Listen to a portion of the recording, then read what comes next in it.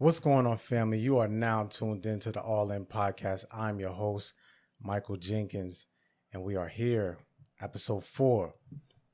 This is exciting for me because if you heard episode 1, if you listened to episode 1, this is probably like within the first 10 seconds, or maybe 15 to 20. When I first started All In, maybe like a year and a half ago, I got up to my 4th episode and I kind of stopped right there. And so now this is just kind of like, remembering when I first started All In before, and I was like, okay, Dag, I have 4. I was 4 and 4 deep, and now we back at 4 again. But we're not stopping at 4. So today's topic that we will be discussing is anger. We will be talking about anger, and anger is something that many men know very well. I'm pretty sure many of us know it very well. Even from the ones that are more relaxed and chill. I'm more of a laid back guy, especially when I was younger. Like I'm doing this talking now. When I was younger, I wasn't the type you put in front of a mic or talk, anything like that. I was always good at English and reading, so I could comprehend well. My vernacular was very good. I often excelled above a lot of the students around me, although it didn't show in my work. I wasn't the one you was going to call on popcorn reading and me stumbling over words. That wasn't me. I often was able to know big words and just speak them with seeing them the first time, sound them out pretty quickly or read or write. That was my get down. That was easy for me. And so even with me not being this talkative, I mean, I act like I was just so quiet, but I was very reserved. I still am kind of reserved a lot. But I still dealt with my moments of anger or issues of anger. And, especially in the Black community, we know that anger is something that has changed the lives of many, many young Black men. Very young, even older, but very young. Man, being in high school, being from Newark, New Jersey, man, I remember being in 12th, 11th, 10th, ninth grade. Man, I remember, I think my 9th or 10th year, we had like the highest, like death toll at that time. That was like when drill music was coming into Jersey, and we started hearing more of that like super, killing rap, that type of stuff. And, a lot of people have done things that they wish they wouldn't have not done. And a lot of people have died over a lot of issues because of anger. But what we need to know is that anger is a secondary emotion. Anger is not this primary emotion where it's like, I'm angry because I'm angry, and I'm showing signs of anger. That's usually not it, right? And so a lot of times, let me look at my chart here. A lot of times anger can come from many places, right? Anger can, I like both of these. If you're watching right now, you can obviously see what I'm doing, but if you are listening on the audio platform right now, I'm looking at these charts I have right here. So there's many different reasons you can be feeling anger, right? So what you might see manifest is somebody angry or somebody being very aggressive, but you don't see what's causing it or what caused it. Because some people have personalities that are very aggressive, or they're very, they're people that are very angry from the slightest thing, or they're often, angry with, small things. Oh, pause, interjection. I don't know if I'm going to do this every time, but fragrance of the day. I'm a big fragrance guy.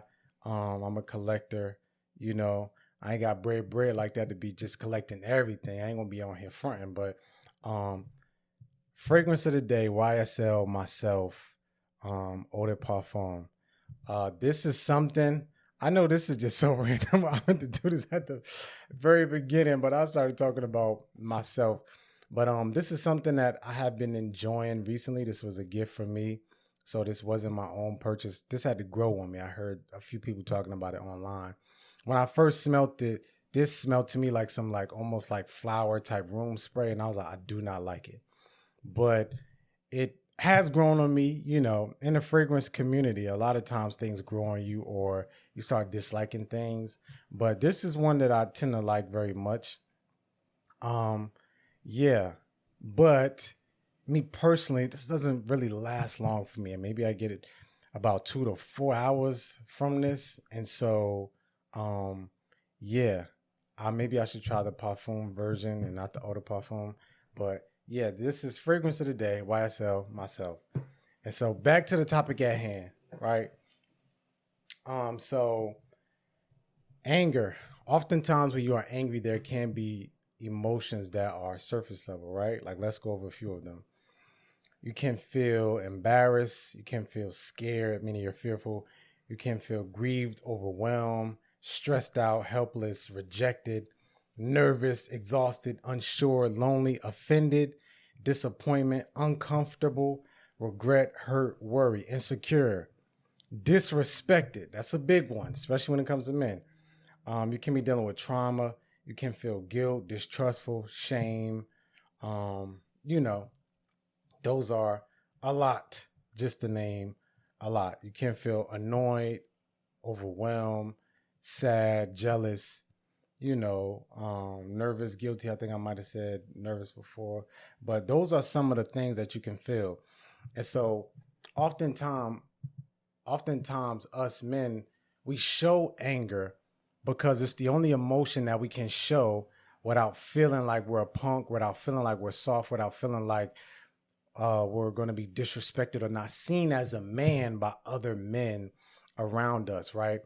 But that is very harmful because if you sit and think about where anger has landed a lot of us, it has put people, especially men, in positions where some people have either lost their life to gunfire, a fight, a riot, or even to the point where now somebody's behind bars for life, 75 years, 25 years, 50 years, all because you were angry.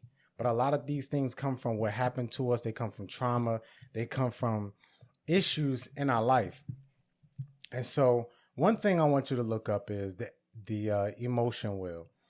It's the wheel that shows you a few more of emotions that you might feel that might also be, secondary emotions. But then they also show you where it can stem from.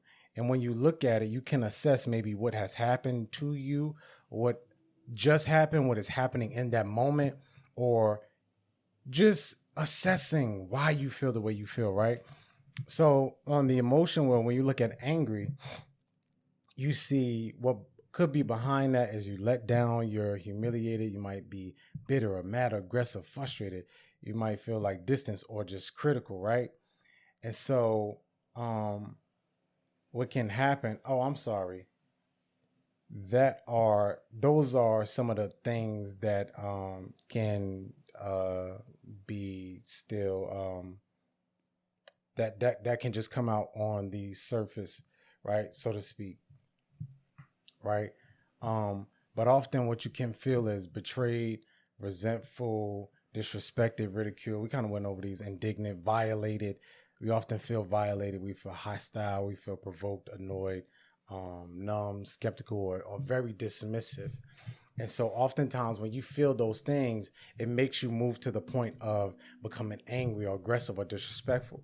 Like if somebody says something to you, like this is my take. This is what I believe.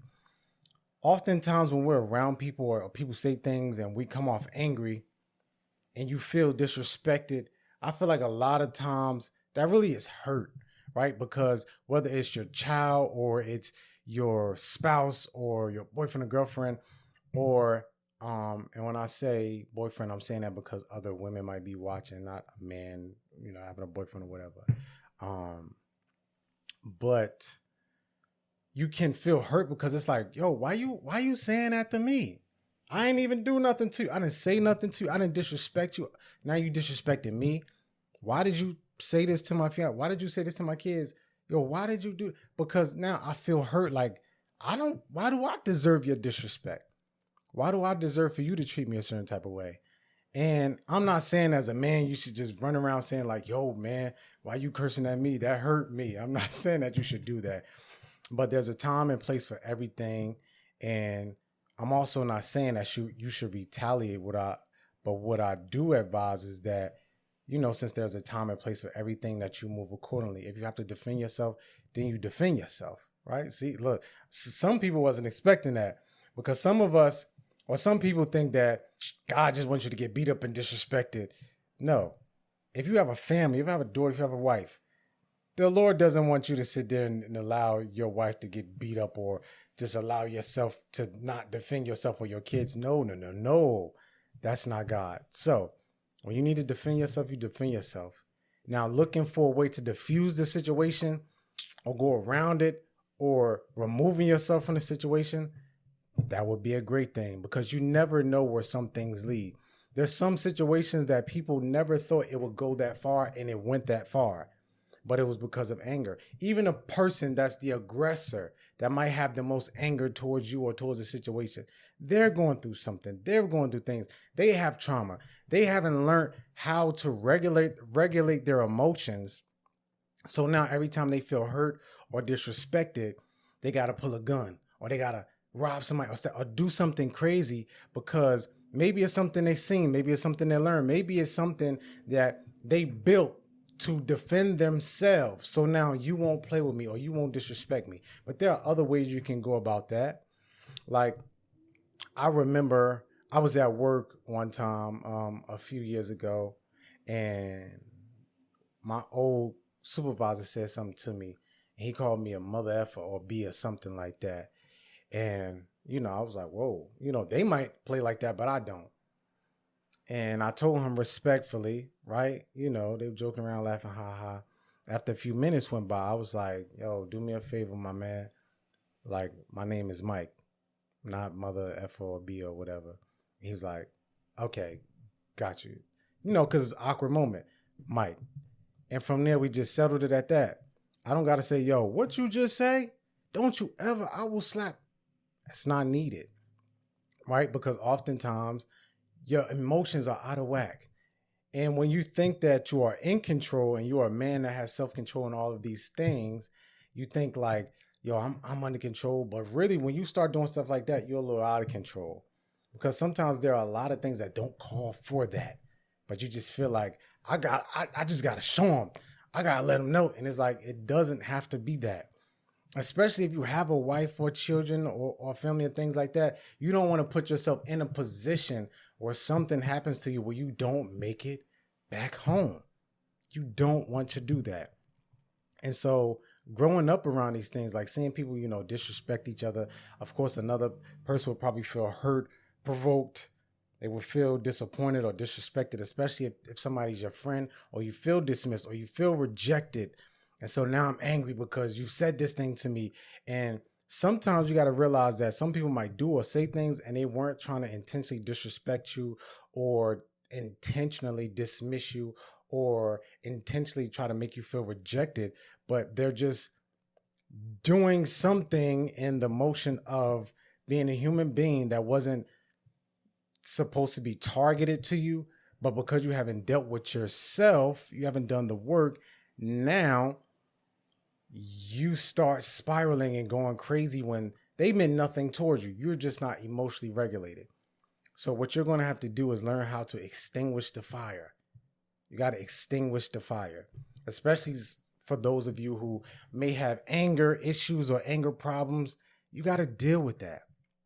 Again, like I said before in the last episode, why am I so angry? Why am I so mad? Why am I so aggressive? Why, when somebody says something to me, I have to curse them out? Why do I always have to put my hand on somebody? Why do I got to take my gun everywhere?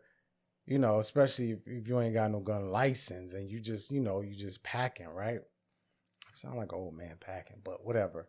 Got that thing on you. It's just like, because I just in case somebody say something to me, I got to up it. They going to know what I'm about. Why? And oftentimes, as a young man, as a child, as a young boy, or even older men who deal with issues, you're not thinking, because the anger The issues cloud your judgment and it throws you off. In 1 second or 5 minutes of an issue or situation can either land you dead, and I know we hear this all the time, or in jail.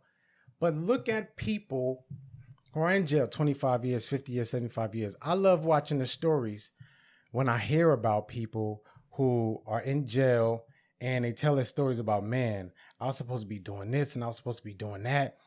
And, but I allowed myself to get so angry and I was so mad and I risked my life and put my freedom on the line for this. And I did something dumb. I don't know why I did it, but I just did it because that's just how I felt at the moment. I was so mad, but really it was because, as a kid, nobody had patience with me, or I was always rejected. And so, I was always lonely and I felt like, nobody ever gonna laugh at me again. Nobody ever gonna make a spectacle of me again. But, when you often focus on, I gotta receive validation from people who may never validate me or may never like me, that's a dangerous place to be. So we have to find out what's my issue and why is it my issue, right?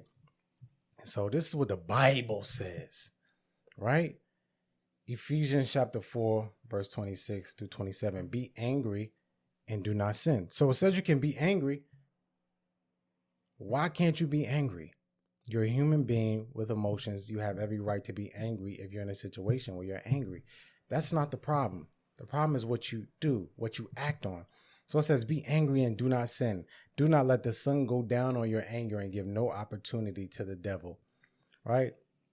So here, you want to allow yourself to feel it, because a lot of times what we try to do is push the emotion down and say, I shouldn't feel like that. It's wrong to feel like that. No, feel how you feel, but don't allow yourself to react in a way that is not good for you or the people around you, right? So be angry, but don't sin. And so give no opportunity to the devil. If it's something that happens between you and a friend, you and a family member, or whatever case may be, don't allow yourself to sit and think about that issue over and over, or be around those people that talk about those issues over and over again and remind you what happened. Because what's going to happen? You're going to meditate on it. You're going to go deeper and grow roots in that anger. And then by the time when you start working on it, it's almost going to be immovable, because you've grown roots so deep in that issue that you want to stay mad. You want to be mad. You want to do something to the person. You want to say something to the person. You hope they say something to you. You want to get into some action. But really, think about what your anger is going to cost you, man. I say this all the time. Like, imagine, and I know, especially being in the hood, like, that's a badge of honor. Going to jail, coming out, doing time, getting your weight up, all of those things. But when you really sit and think about it, what is it worth? Even if you're not from the hood, you're from somewhere else. Where will that get you? At least he knew not to play with me. Even if you're in a position where you got to take an L, I'm not gonna lie. As a man, do I want to be disrespected and feel all those type of things? No. But if I recognize this is a situation where I'm gonna have to take this L, I'm taking that L. I'm not going to do something that's going to land me 10 years in jail. I don't care if it's not 50 or 75, if it's just 10 or 15. No. Like, why have we allowed the streets and all of these things to convince us that, like, yo, it's like, I do that time. It ain't nothing for a soldier. I get it, because I used to be out there with my homies and be in street culture, all that type of stuff, be in the hood, like being on the block with my homies and doing things. Like, I've been there. And I was like, I convinced myself, like, yeah, I feel you. But when you don't have something to enlighten you or show you what's better or why you shouldn't do things, especially because the older generation doesn't listen to you and your caregivers probably did the best that they knew how to, and they didn't do, not that they did a terrible job, but it was just certain things that they didn't know because their parents didn't teach them and they didn't know how to do better. They were going through their own things. And so now you lack certain things from your parents in your own personal life, and now you're making bad decisions, and you think that your outlook or your perception on life is good when it's not. You could spend a year or two learning a trade, working as an intern or doing something, getting a job, moving on in life, living more of life, traveling, doing all of these things, but instead you allow yourself to be in this place where you make a decision where your life ends early, or you're in life, you're in prison for all of these years. Go and talk to the people that have done 20, 30, 40, 50 years. Not the people who just don't care and they're like, man, I'm a soldier, it's whatever.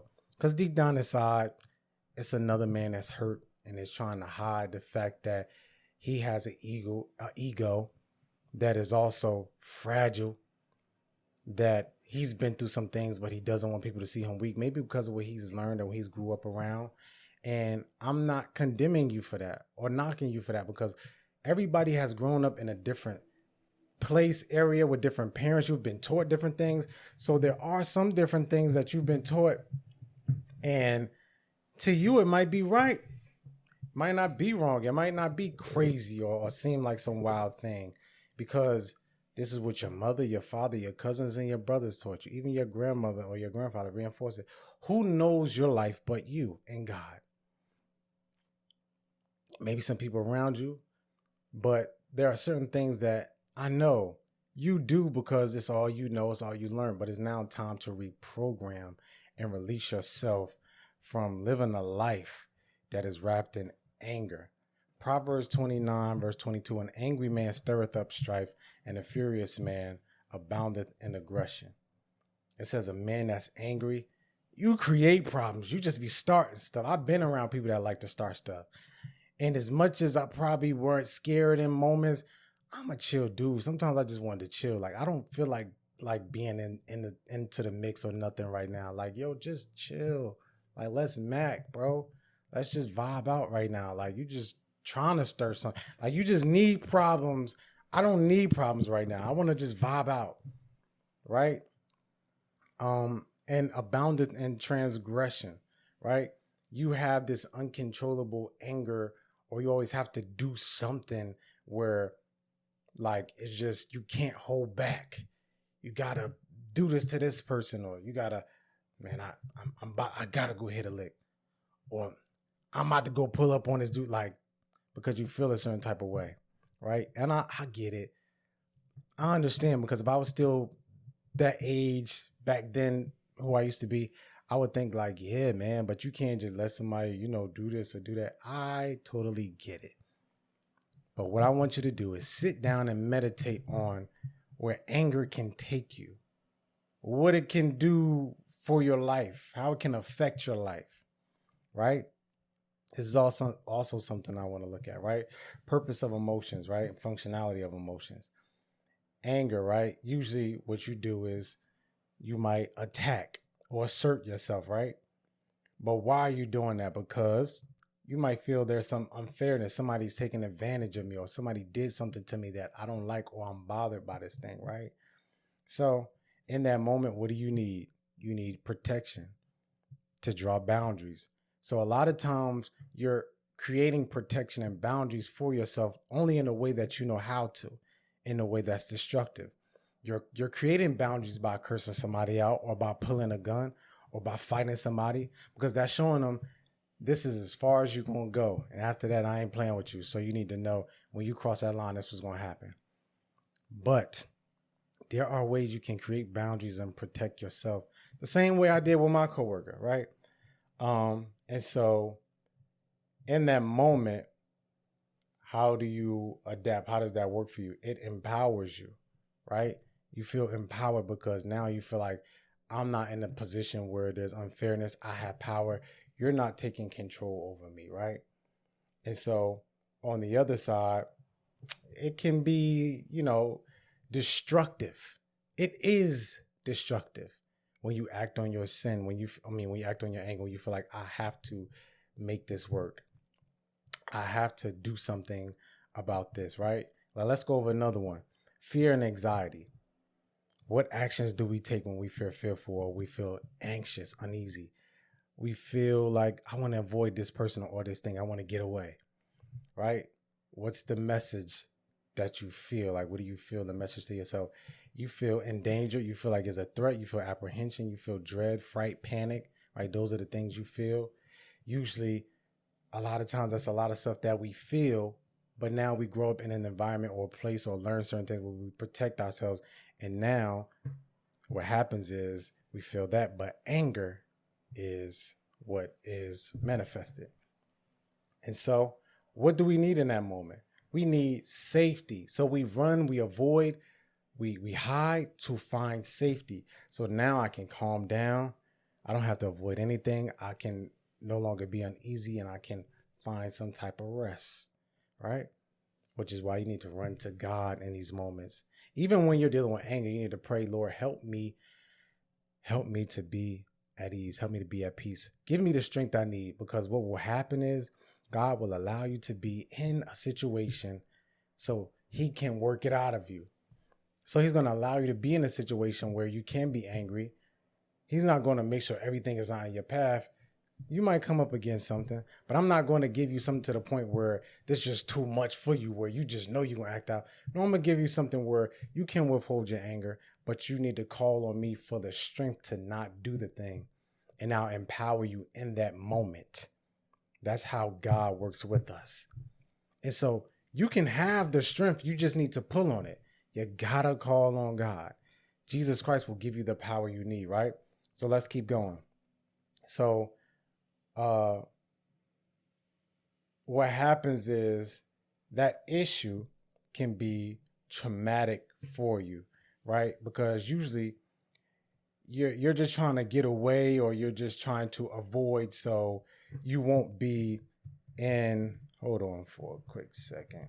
You won't be in a place where you're so uneasy, or you're going through it, or you feel like that you have to constantly be fearful. But when you find yourself in a position where you make decisions and choices that align with those feelings, there are often things that happen to people around you, or even to yourself, where you might not have wanted to cause that thing, but it happens because you're trying to find a way to work through it and feel better, because that's what we all want. We all want to feel better. We all want to be at peace. We all want to be calm.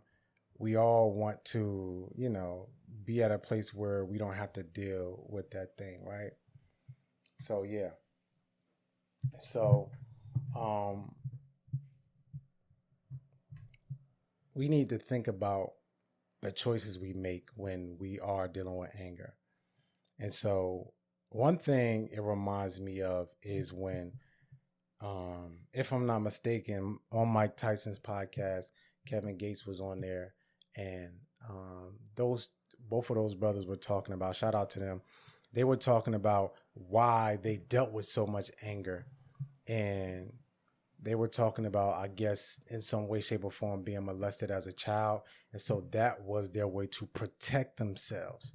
That was their way of showing people that I won't allow anybody else to disrespect me, cross my boundaries, or hurt me in that way ever again. I can be mistaken, but I believe that is what I seen. And so there are a lot of men who have maybe gone through that, and you don't talk about it, you don't speak about it, but you act out in that way because you feel violated. You feel like somebody has taken something away from you. Like they have taken advantage of me, and nobody else will ever do it again. That is a pain that is hard to face and deal with. And with that, I'm going to tell you, take it straight to the Lord. Take it to Jesus Christ. He will help you work through it. He will help you to see things the way that you need to see them. He will help you work through and untangle that pain that you are dealing with, because he is the only one that can give you peace and comfort in a way like you would never know. And so a lot of times you want to look at what happened to you when you were younger, right? You really want to look at those things. And it reminds me of when I was younger, right? Of course, I have both of my parents in my life, but my father didn't live with me at the time when I was younger and I was in high school. It was like I can't remember what year it was, but I think it was 11th or 12th. I was close to graduating. And, I was in high school, and my mother came to deal with me about my report card. And at that time, me and my mother didn't have a great relationship, right? because it was just me, her, my sister, and of course my father wasn't in the house. And so, I took a lot because we know oftentimes there's a lot on the back of mothers who are in the household by themselves, right? And so, when I was younger, my mother was like always on my back constantly for like just the smallest thing. Like I felt like I couldn't breathe to some degree, right? And this is when I was younger. It's changed now, of course. And so I remember one day she was coming in, checking, like dealing with me because I had like some C's or D's or something like that. And it was like third or fourth marking period. And it was like, it was either I had to get to the 12th period or I was close to graduating. And I was ending on a low, like a 2 point something GPA. And, she was just coming in my room, asking me about my grades. And I was trying to explain myself, but she just kept going at me, antagonizing me more and more. And I was trying to explain myself, but it just kept getting worse and worse. And I don't know in which order it happened, but I just remember, and I did not plan this. I did not think about it. It literally just happened. My closet was behind me. I just did a 180 and I swung and boom, I punched a hole in my door to my closet. And literally the very next thing that came out of my mouth was, "You don't think I want to do good?" I remember like it was just like, tears in my eyes, just crying. And I was like, "You don't think I want to do good?" I don't know which order it happened. It would either happen the other way around or just like that. And my mother looked at me and she started, she was very surprised. And she was like, "Whoa, well, I don't know what that is, but you need to, figure that out. Sit with yourself and figure that out." And I remember she walked out and I was by the window and I was just sitting and I was just thinking like, man, she just said it's something about me that I got going on. Like, what is it? Why did I do that?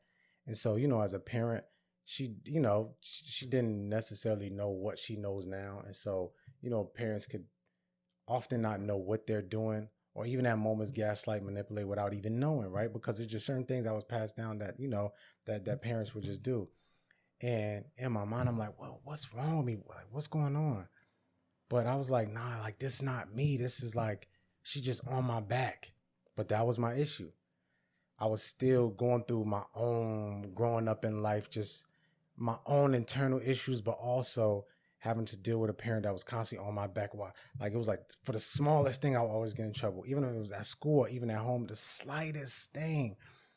If you are a young man and you live at home with your mother at this moment and you are, young and you are under their provision and their care and you're not necessarily grown yet and you don't have a say, then you know what that is like. If you need help, you can, reach out to me. I can help you through that. I do coaching and different things like that, and I will have more soon to come. But things will change over time. They will change over time. The relationship will get better. I even helped my nephew with that. With him and his mother used to have some issues, but I helped him, see that things will change over time. But I remember sitting at the edge of my window, and I was like, man, like, is this me or is this her? But what was happening was I was stuffing my own issues and my own stress and my own anger down because I had no voice. I had no say. I could never win, of course, with my parent. So I was constantly just stuffing down. And sooner or later, boom, I just released and I was angry, and all the anger that I had been holding out and that frustration and that hurt and that pain and that disappointment. And, it all came out. And this is what happens. Sooner or later, when you push it down, it comes out. And this is something that I even seen happen with my mentee more recently. My younger cousin, I'm mentoring him. He's like my main mentor. And so, my main mentee. And so he has been having issues here and there. And, I would talk to my aunt and ask her questions or whatever. But one moment happened when I seen him talking back and mimicking his mother, and I had to deal with him. But I had to regulate myself that day because I was already going through something a little bit in my mind. There was a lot on my mind, and I didn't want to take my frustration out on him. So I had to, center myself so that when I deal with him, I wasn't using my anger, towards him or on him while I was dealing with him. I was joking around with him a little bit before that, rough him up a little bit because he was doing too much. And this was after, a Sunday service, but we was there a little later on, and he mimicked his mother. And I said, whoa. So, whoa. I said, what was that? And he was like, he tried to do this thing real quick. Like, I know, I'm sorry. I was just joking. And I was trying to figure out, like, how am I about to deal with this in this moment? And so what came to my mind was he needs to see what that's like. He needs to see how his parents feel, how hurt they are when he disrespects them. And so I begin to like nudge him a little bit, right? I begin to push him really hard on the chest and pat him down. And he started looking confused, like, like, why are you doing this? Like, what's going on? And I was like, you like how that feels? And he was like, no. And a part of him wanted to push back, fight back a little bit, but he didn't. And I was like, any moment you feel like you want to, go there, just go there. We can go there. And he was like, no, but why? And he started to feel like, yo, why are you doing this to me? And then I said, how does that feel? He was like, it doesn't feel good. Why are you doing that? And I was like, right. I said, imagine how your parents feel when you disrespect them. That's how they feel. That's how they feel. Why? Why are you treating them? Why are you treating me like this? The same way you feel. Why are you doing it? Why are you trying to play me out? Why you want to hurt me? That's how your parents feel. Why are you treating them like that? And so he says, yeah, I know, I just want to be better. I know it's not right. I know. And I was like, okay, let it out. Say what you're saying. And as he kept on saying this stuff, and I was telling him, like, just relax, like, say what you want to say. And he started to get frustrated, like, I want to be better. Oh, like just getting very frustrated. And I was like, calm down. I was like, relax yourself. You don't like, it's going to take time, but just relax. And I could tell he was getting a little emotional. I was like, you want to cry? He was like, no, I don't want to cry. I can't cry. I was like, you can cry. You're a human being. I was like, if you need to right now, release, let it out, cry if you need to. And he was still trying to hold it back. But once I told him, listen, it's all right. Let it out. I know for years you've heard men can't cry, boys don't cry, but you can let it out. Release it. Let it go.